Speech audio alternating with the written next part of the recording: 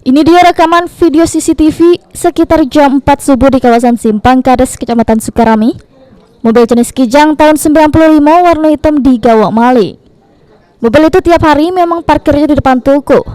Tersangka membawa mobil itu ke arah terminal Alang-Alang Lebar.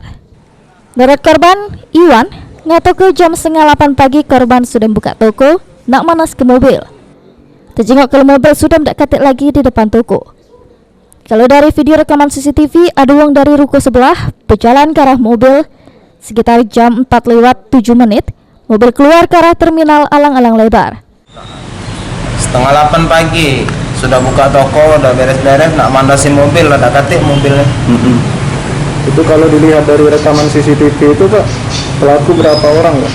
Dari ruko sebelah itu jam 4:07 tuh ada bayangan mobil tuh keluar, remang-remang enggak kalau kelihatan ya, cuman sekitar jam 4:07 mobil tuh keluar ngarah ke arah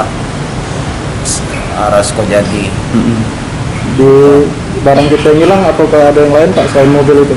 Atau di dalam mobil itu ada isi yang lain? Mobil itulah. Akhirnya korban kehilangan mobilnya sehingga mengalami kerugian sampai 50 jutaan. Korban ini sudah melapor ke kejadian ini ke Polsek Sukarami. Mulyadi, PAL TV.